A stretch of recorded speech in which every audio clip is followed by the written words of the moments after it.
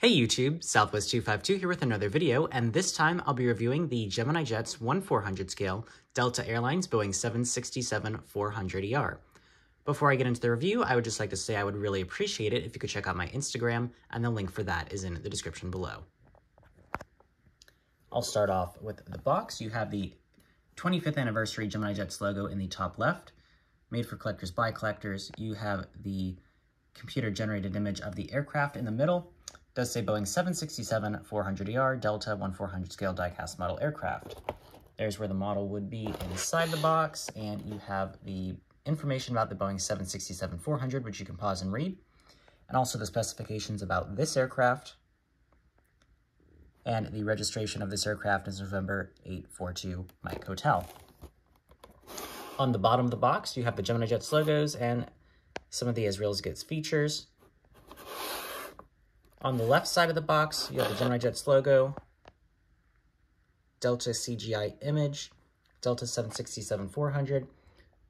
Also, the item number of this model is GJDAL2153. On the top of the box, adult collectible model, warning contains small parts, unsuitable for children under 14 years of age. The right side is the same as the left side. And on the back of the box, you have the computer-generated image of the aircraft climbing, Gemini Jets logo, as real as it gets features, which you can pause and read, officially licensed Delta and Boeing products, 2023 Gemini Jets release. Also, don't forget to check out the Gemini Jets social media.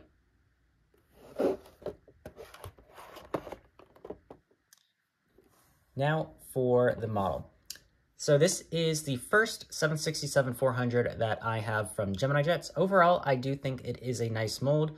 I do like the updates, especially around the wings from the 767-300 mold that they have. I believe this is the third release Gemini Jets has done with it. They did an older livery Delta, then the merger livery United, then they have this release. So this is my first one. I'll also get a new livery United 767-400 if they release it soon. Hopefully they will. So yeah, I'll let you know my thoughts on the whole model at the end, but we'll start off down here at the nose. You've got the nose cone painted on. You have the cockpit windows, pitot tubes.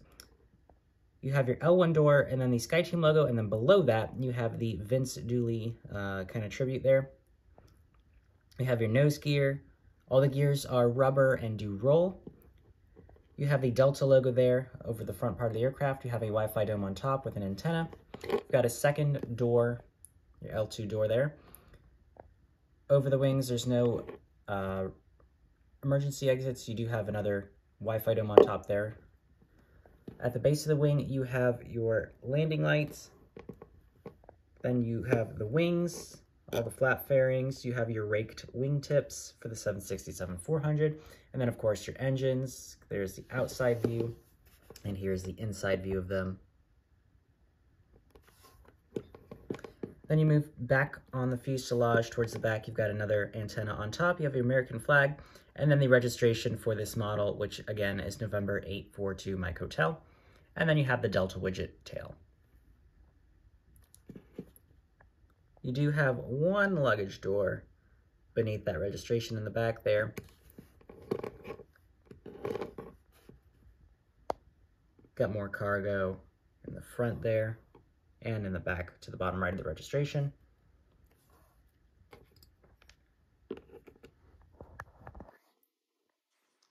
And here is the front view of the aircraft.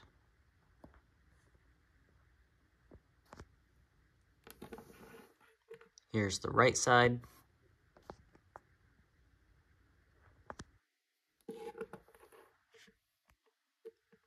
There's the back view.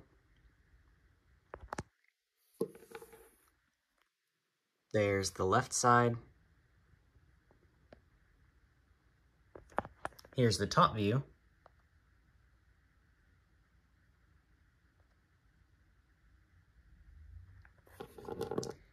And here is the bottom. So it does say 767-400 up there by the nose. There's the nose gear again. Again, all the gears are rubber and do roll. You've got underneath the fuselage, you have the Delta billboard titles on the bottom there. You have your main gear, underneath the wings and engines. Now these main gear, not sure if they're supposed to tilt. The main gear on this one are kind of a little messed up a little bit. You could probably tell earlier that the nose gear actually wasn't sitting on the ground. That's because the nose gear, or the main gear, is kind of pushing it up a little bit because they're not the best. I don't know if that's just the mold or if it's just on this aircraft, specifically this model. So that's a little quality control issue that Gemini Jets does need to fix. Also, there's no antennas at all on the bottom. That's common for Gemini Jets. Not sure why they've stopped doing that over recent years.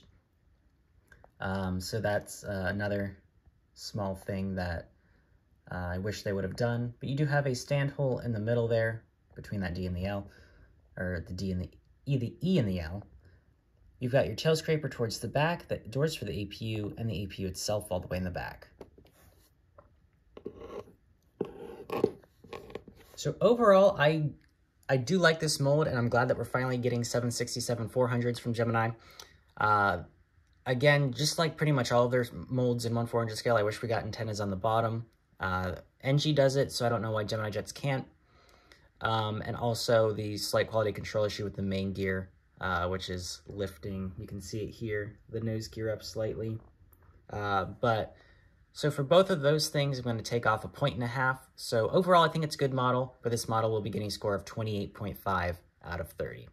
And that's going to be it for this review. Thank you very much for watching. If you enjoyed the video, please hit the like button down below and consider subscribing to my channel if you're new. And once again, I would really appreciate it if you could check out my Instagram, and the link for that is in the description below. Thanks again for watching. Bye. We would like to point out the safety features of this Boeing 737-700 series aircraft. You're looking at the Southwest Airlines bestseller. It's a safety information card. It's in the seat pocket in front of you. It works as a fan for no extra charge. You're welcome. And it reads as a comic book. It has a lot of short stories. None of them ends well. Absolutely.